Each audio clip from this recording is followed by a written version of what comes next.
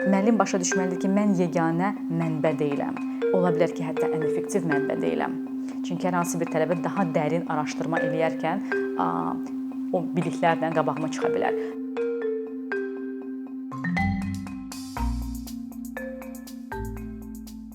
Biz 20-ci əsrdən danışsaq, bizim uşaqlığımız, çox insanların uşaqlığı və 21-ci əsrin əvvəli bilirik ki, tədris prosesi necə baş tuturdu və nəyə görə belə baş tuturdu. Biz məktəbdə oxuyanda bizə deyirlər ki, müəllim müqəddəsdir və mən hardasa onun tərəfdarıyam. Çünki həqiqətən müəllim demək olar ki, və müəllimin vəsaiti, hansı ilə ki, dərslər keçirilirdi, yeganə mənbə idi ki, oradan tələbə öyrənə bilirdi. İnternet yox idi ya da internet təzə başlamışdı və o qədər resurs yox idi. Və həqiqətən müəllim o mənbə idi ki, hansı ki, hamı o mənbəyə baxıb yalnız ondan öyrənə bilərdi. O yeganə qaynaq idi ki, ondan başqa insan, deyək ki, kitabxanaya gedib əlavə bir məlumat toplaya bilərdi. Və ona görə də müəllimin dərs prosesində tələbələrin qarşısında durarkən və danışarkən çox məntiqli bir proses sayılırdı və ondan başqa tələbə çox da başqa yerlərdən o biliyi qazana bilməzdi. Bu həm dillə bağlıdır, həm də ki, hər hansı bir başqa fənlə və ya maraqla. İndi isə təəssüf olsun ki, çox zamanlar proses eynidir. Yəni müəllim eyni şəkildə dərsin ortasında yeganə bir mənbədir ki, məlumat müəllimdən tələbələrə ötürülür. Halbuki dünya tamamilə dəyişib. Yəni dünya fərqli dünyadır, halbuki proses eynidir. Mən dünya fərqli dünyadır deyəndə onu nəzərdə tuturam ki, hər hansı bir tələbə istəsə, böyüklər, hətta uşaqlar, hal-hazırda hətta mənim 5 yaşlı uşağım internetdən girib nələrsə özü baxa bilər. Müəllimdən başqa o mövzu ilə bağlı, o fənlə bağlı nə qədər istəsə məlumat toplaya bilər. Və bu nə deməkdir? Bu deməkdir ki, 20-ci əsrin tədris prosesi 21-ci əsrin tədris prosesi ilə eyni ola bilməz. Müəllim başqa funksiyanı daşımalıdır və tələbə başqa funksiyanı daşımalıdır. Çünki əgər əvvəlcədən elə bildiyimiz zamandan, valideynlərimiz oxuduğu zaman, bizim oxuduğumuz zaman çox gənclərin hal-hazırdakı oxuduğu prosesə müşahidə eləsək, görürük ki, heç nə dəyişməyib və müəllimlər həqiqətən mən danışıram, siz dinləyirsiniz, konspekt var, hansı bir kitab var, o kitabın üzərindən oxunur və tələbələr nəsə yazır və beləliklə proses bitir. Halbuki müəllimin hal-hazırdakı rolu moderatorluq olmalıdır. Müəllim dərk eləməlidir ki, bu məlumatın ötürücüsü olmamalıyam artıq. Çünki məlumat açıqdır hamı üçün. Mən o məlumatı özüm tələbə olarkən, əgər mən tələbəyəmsə, özüm sərbəst şəkildə bir insanın, belə deyim, canlı bir varlığın mənə ötürülməsi artıq məcburiyyət deyil. Çünki məlumat o qədər çoxdur ki, tapmaq yox, seçmək çətindir. Və ona görə də müəllimin bacarıqları da dəyişilməlidir. Müəllim başa düşməlidir ki, mən yeganə mənbə deyiləm. Ola bilər ki, hətta ən effektiv mənbə deyiləm. Çünki hər hansı bir tələbə daha dərin araşdırma eləyərkən o biliklərlə qabağıma çıxa bilər. Və ona görə də müəllimin dil prosesi öyrənməsində və ya hər hansı bir fəndə əslində deyərdim, prosesində daha çox coaching, moderatorluq, hətta navigatorluq rolunu oynamağa daha düzgündür. Və coaching deyəndə nə nəzərdə tuturam? Bəzi insanlar hansı ki, ola bilər ki, coaching konsepti ilə tanışdır, bilir ki, coachingin ən əsas belə deyim faktoru sual verməkdir. Və sual verərkən insanları düzgün yönəltməkdir, nəinki məsləhət görmək. Bu paraleli görürsünüz də necə köhnə zamanlarda 20-ci əsrdə dediyim kimi müəllim daha çox deyirdi, bölüşürdü, tövsiyə verirdi və coaching deyil bu artıq, bu sadəcə məlumat ötürməkdir. Coaching isə çox müasir bir sahədir və coachlar müəllimlər kimi və müəllimlər coachlar kimi fəaliyyət göstərir və ona görə də çox zamanlar müəllimlər artıq özlərinə coach deyirlər. Burada çox maraqlı bir konsept var, hansı ki, həqiqətən 21-ci əsrin hər müəlliminin bir üsulu olmalıdır. Buna deyirlər ingiliscə inquiry based, yəni sual yönümlü dərs tədris prosesi, hansında ki, müəllim çox sual verir. Sən bu fən barədə bilirsən, sən bu qrammatika qaydası barədə bilirsən, bu barədə nə bilirsən ümumiyyətlə, mənə deyə bilərsən? Biz isə bunu az eşitmişik. Biz daha çox dərsə girib, müəllim dərsi başlayıb, sonra isə bizi imtahana çəkib soruşurlar ki, biz hazırıq yoxsa yox. Burada isə görürsünüz ki, necə proses dəyişir. Müəllim indidən bilmək istəyir və bilməlidir. İnnovativ tədris prosesinə, belə deyim, proses ilə keçən müəllim indidən bilmək istəyir ki, nə qədər tələbə artıq bilir. Nəyə görə? Əgər tələbə kifayət qədər bilir, tələbənin vaxtını niyə itirsin? Artıq tələbənin mövcud olan bilikləri varsa bu mövzuda. Bu artıq müəllimi müqəddəs deyil, dərs zamanını müqəddəs eləyir. Əgər bizim dərs vaxtımız hansı ki, həmişə məhduddursa, biz onu necə faydalı keçirə bilərik ki, mən artıq sən bilən mövzunu təzədən sənə təkrarlamayım. Məsəl üçün present simple gəl, sənə present simple başa salın. Bəlkə mən artıq present simple bilirəm. Və müəllimin rolu da budur ki, dərs prosesini elə qursun ki, tələbə nə qədər real həyata oxşar, sinifdə praktika eləsə, o qədər də tələbəyə faydalıdır, o qədər də müəllim o rolu yerinə yetirir düzgün şəkildə. Bu, deyərdim ki, 21-ci əsrin müəllimin rolu budur. Və burada tələbənin rolu da dəyişir. Əgər əvvəlcədən müəllim biliyi ötürürdü, onunla bağlı ev tapşırığı verirdi, sonra isə o ev tapşırığı yoxlayırdı, artıq heç bir tələbənin ümumiyyətlə buna səbri çatmır. Ümumiyyətlə, nə qədər material tədris materialı olursa, o qədər də tələbənin motivasiyası həmin o materialla tanış olmağa itir. Maraqlı məlumat həddindən artıq çoxdur. Maraqlı bloger, sosial media ümumiyyətlə insanların diqqətini o qədər cəlb edir ki, biz bunu nəzərə almalıyıq. Biz fikirləşməməliyik ki, insan sinif mühitinə daxil olan kimi çox belə intizamlı bir insan olur. Yəni, eyni insandır, hansı ki, diqqəti biraz artıq o 20 il bundan əvvəl olan insanların diqqəti deyil. Biz dəyişmişik artıq və müəllim bunu nəzərə almalıdır. Müəllim bunu necə nəzərə ala bilər? Məlumatı sinifdə insanlara ötürmək yerinə daha sadə və qavrama üçün daha asan, amma yeni mövzuda olan bir məlumatı tələbəyə əvvəlcədən ötürmək, dərsdən əvvəldən ötürmək.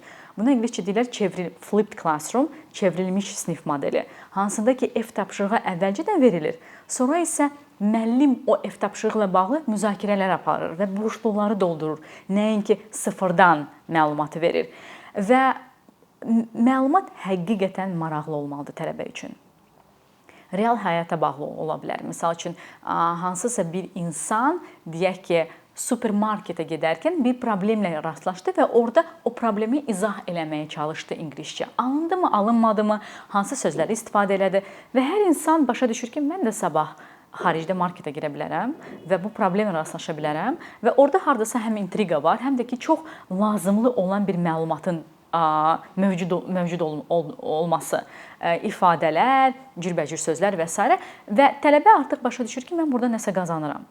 Deyək ki, bu əvvəlcədən ötürüldü, tələbə dərsə gəldi və sualları ilə gəldi. Bu çox gözəldir. Çünki tələbənin kifayət qədər vaxtı var idi ki, bu məlumatla işləsin, lazım olsa 5 dəfə oxusun. Müəllim 5 dəfə sinifdə başa salmır. Tələbələr də utanır suallar verməyə. Ona görə də yeni məlumatın ilk öncə tələbə tərəfindən baxılması, qavralması, sonra isə sinifə gəlib suallarını verməsi daha effektiv tədris prosesidir, nəinki köhnə proses. Hansında ki, müəllim ilk mənbə olur, sonra isə tələbə o mövzu ilə bağlı evdə gedir, nəsə başa düşmədi, başını qaşıdı, gəldi utandı, tələbələrin sual verməyi artıq çəkindi və beləliklə bizdə məktəbdə pis tələbələr vardı, pis oxuyanlar vardı və yaxşı oxuyanlar vardı. Çünki bəzi tələbə üçün daha çox vaxt lazımdır ki, məlumatı qavramaq və nəyə görə ki, bu şansı biz tələbəyə verməyək. Və burada tələbənin rolu necə dəyişir? Ümumiyyətlə, belə bir şey var, 21-ci əsrin bacarıqları. Hər bir insan onu Google-da baxa bilər. 21st century skills deyirlər buna. Və orada iki əsas bacarıq var, hansı ki, həddindən artıq vacibdir və deyərdim ki, ola bilər o siyahıda ən vacibləri olardı. Deməli, informasiya ilə, məlumatla işləmə bacarığı və media bacarıq. Yəni media ilə necə ümumiyyətlə o qədər resurslar var, onlarla necə işləmək olar, onlardan məlumatı necə götürüb istifadə eləmək olar. Bax, bunlar bacarıqdır. Və burada müəllim nə edir əslində? Bu məlumatı tələbəyə əvvəlcədən ötürəndə o bir qədər məsuliyyəti tələbənin üzərinə qoyur. Ki, mən sənə ola bilər ki, məqalə göndərim, ola bilər ki, sənə video göndərim. Çalış ki, özün işləyəsən. Çünki müəllim səndən həyat boyu olmayacaq. Kurs var, hansısa deyək ki, məktəb, universitet, tədris bir belə deyim də, prosesi və o tədris prosesi bitəcək. Və biz əgər yalnız məlumatı ötürə-ötürə gediriksə və sonra onun üzərindən testlər formatında onları yoxlayırıqsa, o proses bitən kimi tələbə yenə qalır məlumatsız. Çünki özü o məlumatı tapmaq, onu araşdırmaq və onun üzərindən bilikləri qazanmaq müəllimin rolu idi. İndi isə tələbə qalıb tək və onu eləyə bilmir. Və ona görə də 21-ci əsrin müəllimi, 21-ci əsrin bacarıqlarını nəzərə alarkən o məsuliyyəti ki, mən danışıram, siz dinləyirsiniz, o məsuliyyəti keçirir bir qədər tələbələrin üzərində və orada ən düzgün işi görür. Və belə deyərdim ki, o məlumat dərslə bağlı hansısa bir belə deyim, yeni mövzu ilə bağlı məlumat tələbələrə əvvəlcədən ötürüləndə tələbələr dərsə daha maraqlı gəlir. Maraq səviyyəsi daha yüksək olur. Çünki suallar yarandı, kommentlər yarandı, rəylər yarandı. Tələbə özünü daha əmin hiss eləyir ki, müəllim, bəs o nə idi və orada mən bir şey oxudum, mənə aydın olmadı. Bir dənə onu deyərdiniz də və dinamika, hansı ki, dərsin deyərdim, ən vacib faktorundan biridir, ən vacib faktordur hətta deyərdim, həmişə yuxarı qalır. Çünki tələbə özünü yerində kifayət qədər məlumatla hiss eləyir. Nəinki müəllim deyir, tələbə isə heç nə başa düşmür hərdən və özünü də büruzə vermir ki, başa düşmür və beləliklə çox zamanlar tələbələr məktəbdən soyur, universitetdən soyur, kursdan soyur, dildən soyur. Və bunu da deyərdim ki, müəllimin isə rolu nədən ibarətdir? Artıq kitablar, course booklar deyirlər ona, kurs kitabları, onları yeganə bilik mənbəyi, yeganə məlumat mənbəyi etməməlidirlər. Görürsünüz, burada da biraz rol dəyişib. Bəli, məsuliyyət bir qədər tələbəyə keçir, amma müəllimin də rolu dəyişir. İnternetdə, blogerlər arasında, saytlar arasında o qədər yeni məlumat var ki, onu dərsə gətirərkən müəllim sanki biraz, bilirsiniz, ovçu rolunu daşıyır. Yəni o maraqlıları gətirərkən, onları bir qədər tədris prosesinə çevirərkən daha belə deyim, qavramaq üçün asan, çünki tələbələrin levelları fərqlidir. Onu edərkən tələbələrə çox mövcud və aktual bilikləri verir. Bu vacibdir. Müəllim bunu etməlidir və yalnız course bookla getsə, həmin o kurs kitabları ilə, hansı ki, hamımız o kitabları bilirik, çox kurslarda ilk sual olur ki, siz hansı kitabla tədris edirdiniz? Yəni bu artıq düzgün sual deyil. Kitab bir mənbədir, amma ondan başqa dediyim kimi blogerlər, internetdə fərqli saytlar və s. və onun üzərində bir dərs qurmaq tamamilə başqa bir tələbəyə belə deyim, təcrübə verir və tələbə artıq real həyata daha hazır olur. Mənim müəllimlərə və tələbələrə olan balaca bir tövsiyəm olacaq. Dediyim kimi, tələbələr həqiqətən məlumatla sərbəst işləməyə öyrəşməlidir. Biz hətta müəllim olarkən başa düşürük ki, tələbələr gedəcək və bunu hətta onlara birinci dərsdən başa salırıq ki, müəllim və bu sinif prosesi davamlı olmayacaq. Hər hansısa moment kurs bitəcək və o məlumatla işləmək, onu tapmaq, ondan zövq almaq və özünü ilhamlandırmaq hər insanın deyərdim, özünə qarşı borcudur. Biz həyat boyu tələbə olmalıyıq. Hər hansı bizə maraqlı olan məlumatla bağlı, bizə faydalı olan məlumatla bağlı. Müəllimlərə olan tövsiyəm isə odur ki, birincisi tələbələrə buna ilhamlandırmaq, motivator olmaq, daha çox, nəinki hansısa bir başqa rol və dərsin planını elə qurmaq ki, tələbələr oradan həyata nə qədər yaxın fayda ala biləcəksə odur. Bu böyüklərlə bağlıdır. Buna deyilir andragogika, hansında ki, tələbələr hətta özləri böyük insanlar özləri məlumat taparkən özlərini ilhamlandırıb öyrənə bilərlər. Müəllim isə burada sadəcə yönləndirici bir qüvvə olmalıdır. Uşaqlarla fərqlidir. Uşaqlar həyatıma uyğun olsun, həyatıma faydalı olsun anlayışlarla təbii ki, öyrənmirlər. Onlara maraqlı olsun, nəsə edim, nəsə qurum və s. Burada proses fərqlidir. Andragogika və pedagogika fərqli sahələrdir və bunu müəllim üçün başa düşmək çox vacibdir. Və uşaqlarla da prosesi elə qurmaq ki, uşaqlar ingilis dilinə qarşı və ya hər hansı bir başqa fənə qarşı sevgi ilə yanaşsın. Biz təəssüf olsun ki, hərdən görürük ki, tələbələri gətirirlər, valideynlər uşaqları kursa gətirəndə bir qədər şikayət edirlər ki, ingilis dilinə qarşı sevgisi yoxdur və biz başa düşürük bu hardan başlayır. Çünki hardasa tətbiq etmək, məcbur eləmək, ev tapşırığı, test olacaq, qorxu ilə bax belə uşaqları o vəziyyətə salırlar ki, artıq ingilis dili onlar üçün neqativ bir hansı bir assosiasiya ilə bağlı olur.